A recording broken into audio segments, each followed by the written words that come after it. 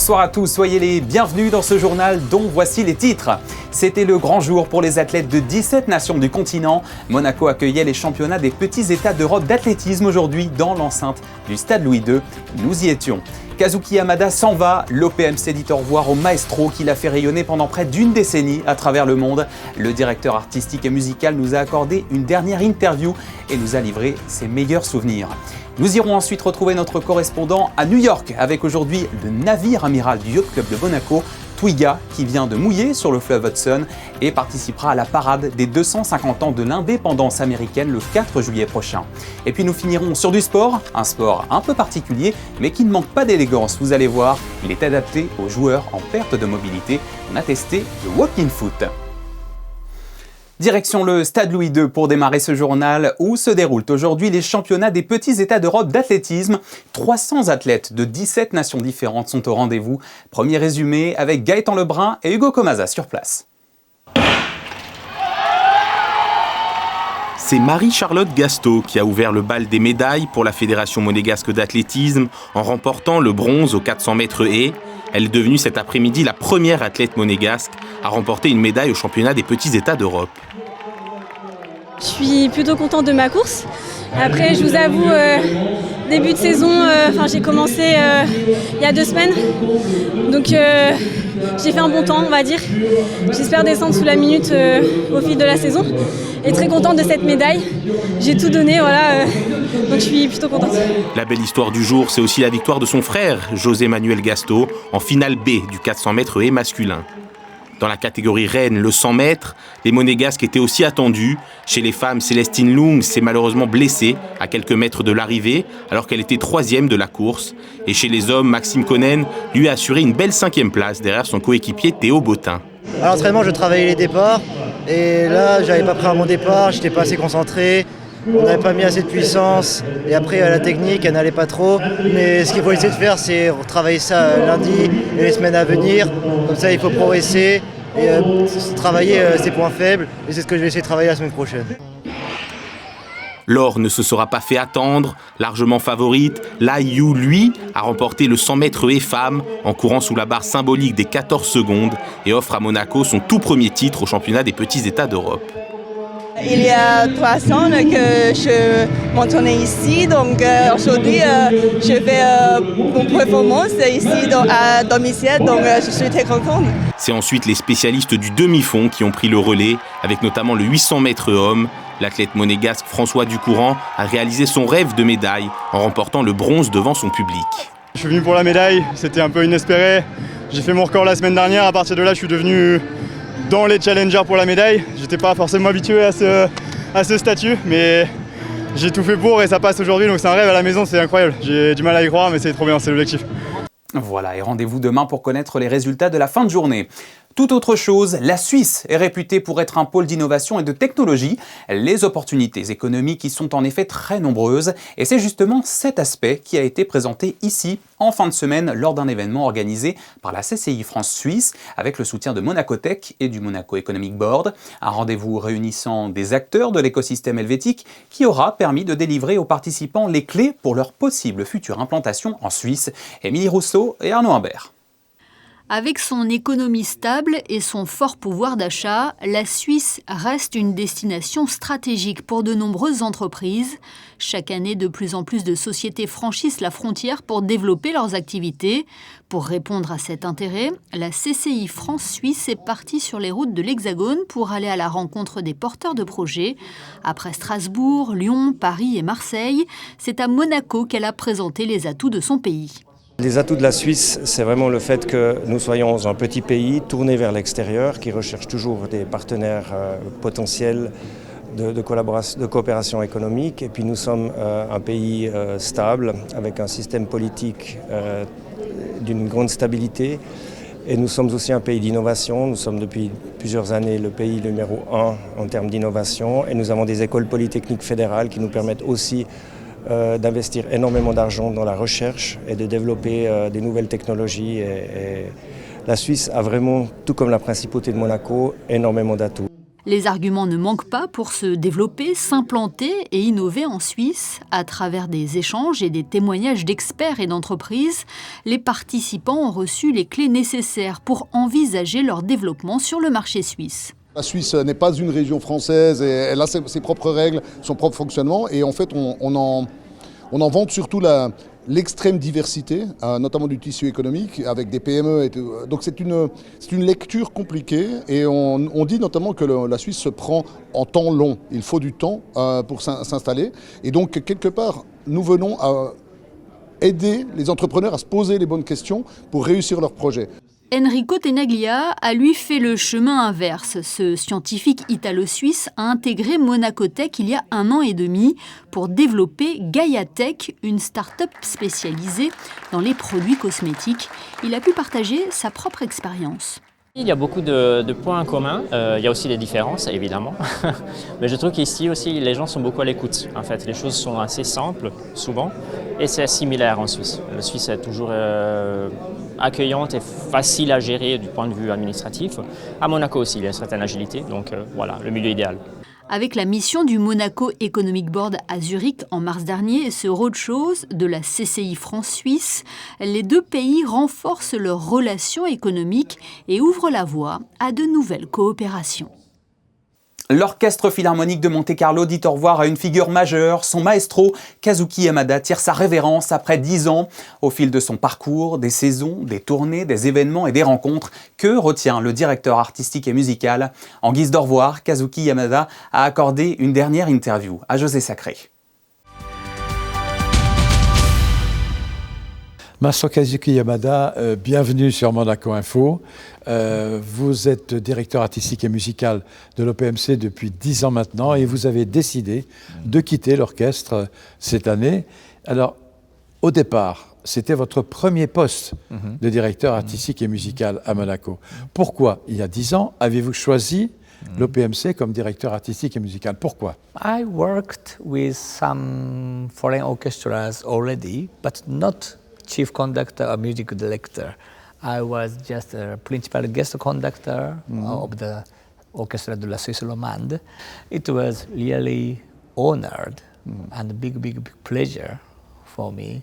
And then, of course, the kind of the no choice. Okay, I took the offer, and then I heard the offer, and then immediately, oh yes, why not? And then already I was principal guest conductor of OPMC 2 years, and then to become music director, music and artistic director is very natural way for me, and that's why no other reasons for decline, of course. Just it was also decision from the princess. Yeah, I really thankful for everybody for choose me. Yeah. Comment se sont passés vos débuts avec l'Orchestre Philharmonique de Monte-Carlo? Yeah, of course there are many challenges to do the concert. Are not so difficult. It's okay. It was okay, of course, but I had to take time to realize what is exactly job of music director of OPMC. I had to take time a little bit, and then now I can say that 10 years later, it's easy. So to say music director works is like that. It's the most important thing is to do good concert. Yeah. But so not only that, of course. So how to take care of everything around the orchestra, inside the orchestra, or outside of the orchestra. It's sometimes very diplomatically, should be diplomatically, should be politically, like that. But so maybe some reasons, so the very beginning of my career as music director, maybe it was sometimes difficult because I didn't know the job, exactly job, and how to communicate for everybody, something like that. But to take time after that, yes, getting easier, yeah. Est-ce qu'aujourd'hui, vous pouvez dire que vous avez réalisé tous vos projets? the 10 years is such a long period. We did many amazing projects. So, of course, the OPMC's music director, it's a role to do the concert of OPMC, actually. But for my feeling, it's never enough, like that, never enough. And then that's why I did a lot of other things, including the ballet or opera, and then children concert, something like that. And then I really enjoyed so much for the whole project. And yeah, I really satisfied. Of course, we made many CDs or many recordings, such like that, but actually never enough. We can continue. Alors, vous avez dirigé beaucoup de concerts avec des succès fabuleux, des standing ovations. Yeah. Vous avez invité d'autres grands chefs, de grands solistes. Vous avez invité des jeunes solistes qui sont devenus de grands solistes. Alors, de quoi êtes-vous le plus fier? It's very difficult to choose one like that. And but I can say all concerts with OPMC were so beautiful in beauty. And then, of course, there are many great artists, great guest conductors, but the most important, beautiful thing is we tried everything which we can do like that. We tried everything which we can do. It's the most important things. We try to do our best always. It's the most grateful, most important thing for me, and that's why my memory during 10 years were all in beauty like that. Y a-t-il un moment le plus fort pour vous? Disons un moment. But if I have to say one moment like that, we did the Japan tour, 2024. It was the biggest time for me, and of course the OPMC's concert was always so great. But in my home country, it was very special feeling, and the OPMC played so beautifully, so wonderful, incredibly great. That's why on the podium, I almost cried. Pour votre dernier concert d'abonnement, vous avez choisi la 9e de Beethoven. C'est pas par hasard. Pourquoi? Yes. So Beethoven 9 is such a meaningful piece. So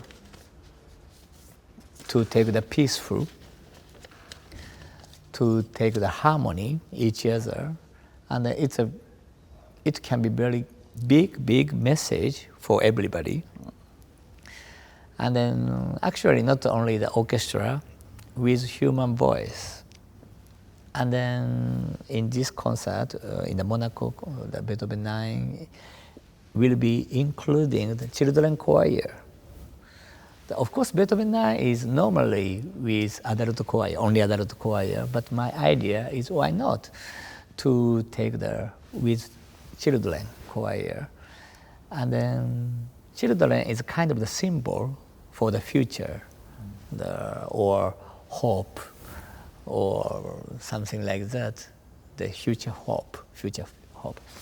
That's why, so the OPMC stories should be continued, and then for the great, beautiful future. That's why we chose Beethoven 9. Maestro, merci infiniment. On vous souhaite une merveilleuse carrière sur les plus grandes scènes du monde. Et bien sûr, vous continuez à être directeur musical du City of Birmingham Orchestra. Et vous avez été nommé récemment chef directeur du Deutsche Symphony Orchestra à Berlin. On espère quand même vous voir prochainement de temps en temps à Monaco, peut-être. Why not? Why not? So that's a big pleasure to come back here, of course. And but it will be, of course, it will be the Maestra Nathalie Stutzmann edition. It will be if I can be allowed by her. Yeah, why not? It will be a big pleasure. Yeah. Merci beaucoup. Merci Thank beaucoup. you very much. Yeah. Très bel entretien. Prenons la direction des États-Unis à présent. C'est l'heure de la chronique US de notre correspondant. Une image forte ce samedi et un symbole d'élégance maritime à la monégasque de l'autre côté de l'Atlantique. Le Twiga, navire amiral du Yacht Club de Monaco, vient d'amarrer à New York où il se joindra bientôt aux commémorations du 4 juillet, marquant le 250e anniversaire de l'indépendance des États-Unis d'Amérique. Invité à participer à la grande parade navale de la fête nationale américaine, le prestigieux voilier de 1909 revient de loin, après avoir été victime d'un dématage spectaculaire lors d'une tempête en Méditerranée l'an dernier.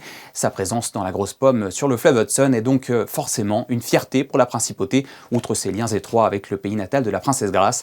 Retrouvons Bastien Bory sur place. Après une reconstitution de la guerre d'indépendance américaine organisée lors du bicentenaire de 1976, New York mesurera cette fois son histoire à la hauteur de ses gréements. Et sur les courants capricieux du fleuve Hudson, ferries et navires marchands céderont volontiers le passage à 48 voiliers et autant de bâtiments militaires. Une parade de 24 km, la plus importante jamais déployée aux États-Unis en temps de paix. Ça ne sera pas évident, mais disons qu'on va pas naviguer sous voile déjà, puisqu'ils attendent quand même 2500 bateaux. On naviguera, on va dire, au moteur, et on suivra tous les tall ships des différents pays, ainsi que les bateaux militaires. Et il y a quelques semaines, la coque plus que centenaire du Twiga retrouvait son mât de 27 mètres qu'un grain d'une intensité inattendue brisait net le 28 août dernier lors d'une compétition au large des Baléares. Sans faire de blessés parmi la vingtaine de personnes à bord ce jour-là. On a eu moins de 15 jours pour préparer le bateau. On a quand même réussi à le mettre en état de navigation. On a même fait une navigation à Monaco avant de partir. Les préparatifs ne changent pas trop. On a déjà fait des régates en Angleterre ou dans d'autres pays qu'on a chargé aussi sur cargo. Donc on commence à avoir l'habitude de gérer ce passage-là. Assemblé par les chantiers navals écossais en 1909, le Twiga était à l'origine une commande du duc de Medina Celi, armateur et collectionneur d'art proche de la cour espagnole et de son roi Alphonse XIII. Et du pavillon ibérique, ce voilier de course fait d'acajou et d'orme rouge passa sous drapeau britannique puis suédois, survivant à 2 guerres mondiales avant de s'arrimer à une autre cour, celle des Grimaldi, en 1995. Well, for the Manhattan Yacht Club, it's such a dream to have Twiga here at our club. You know, many years ago when Yacht Club de Monaco acquired Twiga, we followed what they were doing and we were excited about it, and it inspired us to acquire our own 12-meter. Twiga is going to make a huge impact and inspire so many Americans this summer. What will happen is after the 4th of July, Twiga, Viola, the 2 12-meters, and Arabella will get on a tour. And we're going to depart New York Harbor. We're going to go all the way up to Newport, Rhode Island. And along the way, we're going to stop at some of the best yacht clubs. And every yacht club that we stop at, Twiga is going to open people's eyes to what's possible. She's going to inspire the sailors. And it's going to be an amazing trip. Not only will Twiga inspire the U.S. people, but we hope that the U.S. yacht clubs will also inspire our friends from Monaco. Car la côte est des États-Unis concentre le plus grand nombre de charpentiers de marine du pays formés aux méthodes classiques de restauration, restreignant l'accès aux clubs nautiques d'où sont exclus les voiliers faits de matériaux non conformes à ceux d'origine. Une rigueur technique similaire en Europe où le respect du patrimoine doit composer avec les impératifs de la transition énergétique. Le Yacht Club a toujours, s'efforce toujours d'avoir une portée internationale dans différents domaines. Donc que ce soit avec Twiga dans le domaine classique, puisqu'on est quand même très investi dans ce milieu-là. On organise des régates à Monaco. On participe aussi aux associations classiques internationales. On a beaucoup d'autres événements qui sont dans d'autres domaines, dans l'énergie, dans la compétition, dans l'olympisme. Tous ces domaines-là, on essaie vraiment d'aller vers le futur et de suivre l'évolution du monde Et cette partie-là de Twiga qui est beaucoup plus historique nous rappelle aussi que ce qu'il y avait avant et que tout partait de là et que c'est très symbolique en fait. Et l'histoire a ses ironies. D'ici 2030, dans le monde, près de 10 000 navires cargos et porte-conteneurs à moteur polluant devront s'équiper de voiles et autres systèmes de propulsion éolienne pour répondre aux normes environnementales. Retour à Monaco avec une idée de sortie en famille pour ce week-end. Le Jardin Exotique en fête. Un événement organisé par la mairie de Monaco qui propose des animations gratuites, incluses dans le prix du billet et pour toutes les générations. Cet après-midi, Sarah Nkari et Arnaud Imbert se sont rendus sur ce site d'exception perché. Regardez. C'est sans doute l'un des plus beaux points de vue de la principauté. À flanc de falaise, le Jardin Exotique a rouvert il y a seulement 2 mois après une importante phase de travaux. Le site a retrouvé son public et pour célébrer cette nouvelle page de son histoire, le traditionnel Jardin Exotique en fête signe son grand retour. Les choses ont tellement changé avec la création du parking des Salines. C'est un vrai atout pour le Jardin Exotique d'avoir un parking juste en face. Les bus de tourisme peuvent revenir, donc on ne savait pas trop à quoi s'attendre, mais on est très contents. On a environ 20 000 personnes qui se sont rendues au Jardin Exotique sur le mois d'avril. On a de très bons retours et on est à peu près sur des stats en fait, par rapport à avant la fermeture sur des chiffres du mois d'août.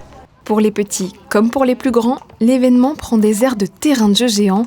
Atelier maquillage et balade à poney, une expérience que Joy, 4 ans, ne risque pas d'oublier. C'est très bien, parce qu'il était sage. C'est génial, ça permet de ne pas avoir à bouger loin, tout en... Enfin, les enfants, ils adorent tout ce qui est poney, tout ce qui est activité. Et c'est vrai qu'on a la chance sur Monaco d'avoir pas mal de petites activités comme ça qui sont mises en avant. Et ça nous permet d'avoir des super week-ends.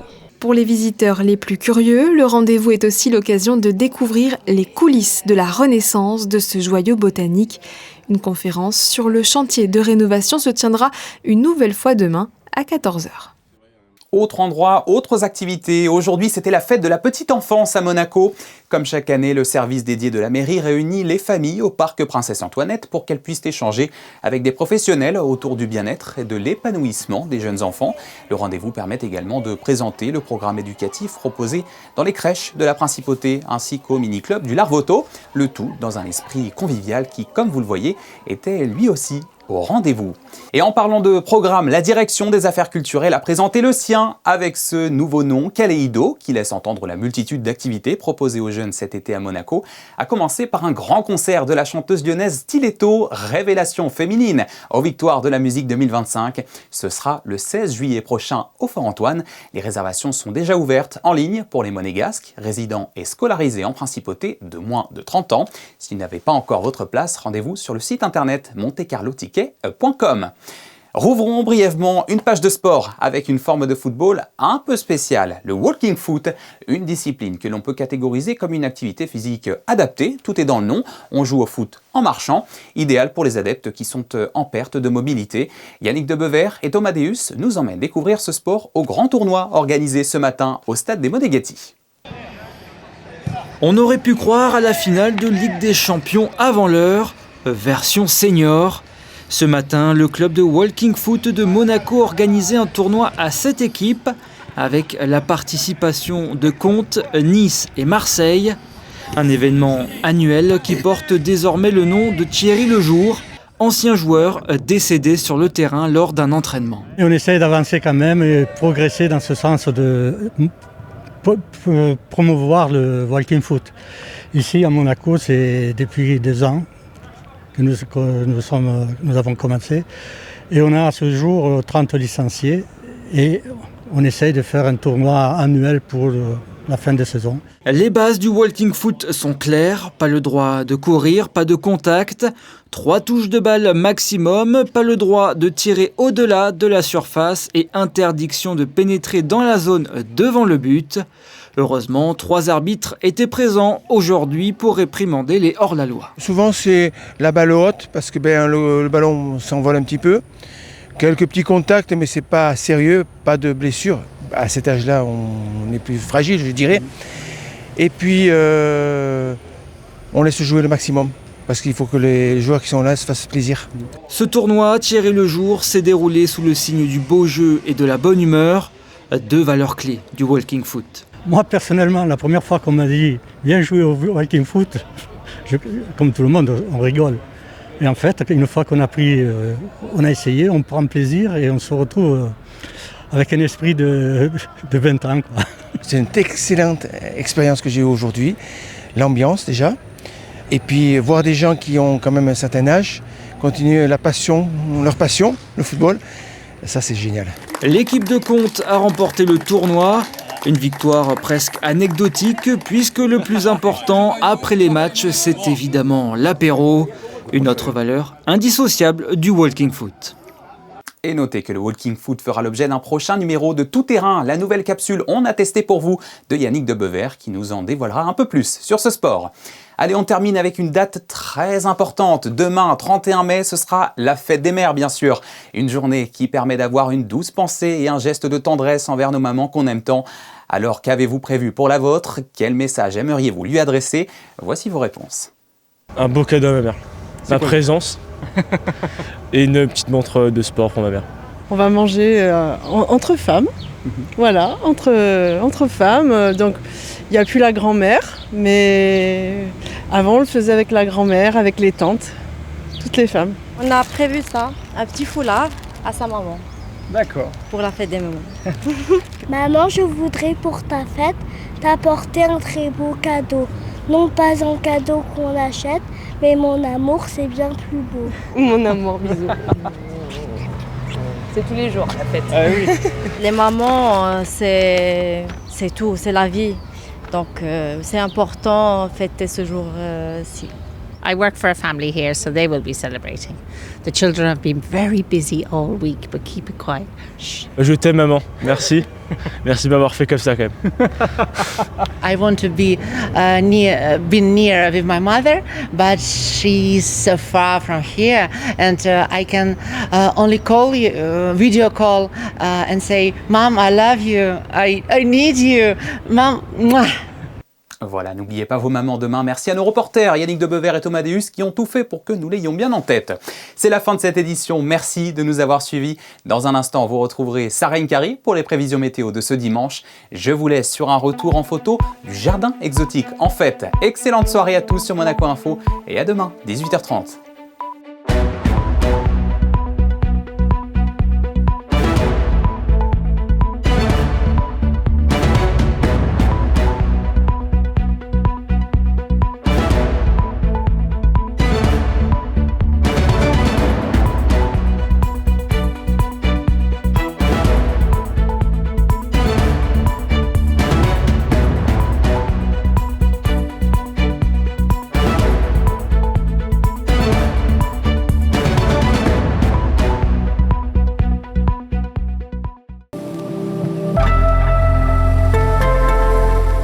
Bonsoir à tous, bonne nouvelle, l'air devrait être un peu plus respirable demain. Quelques nuages viendront apporter un peu de fraîcheur et nous perdrons quelques degrés. Le thermomètre affichera 20 degrés le matin et jusqu'à 26 l'après-midi à l'ombre. Par comparaison, nous étions à 29 aujourd'hui. Attention, cela reste au-dessus des normales de saison. Ne perdez donc pas vos habitudes d'hydratation. Enfin, ce dernier jour du mois de mai, nous célébrerons la Sainte Pétronie, un prénom grec qui évoque la stabilité et la solidité. Rare chez nous, vous pouvez aussi souhaiter une bonne fête aux Pérettes ou aux Pérines. Passez une excellente soirée sur Monaco Info.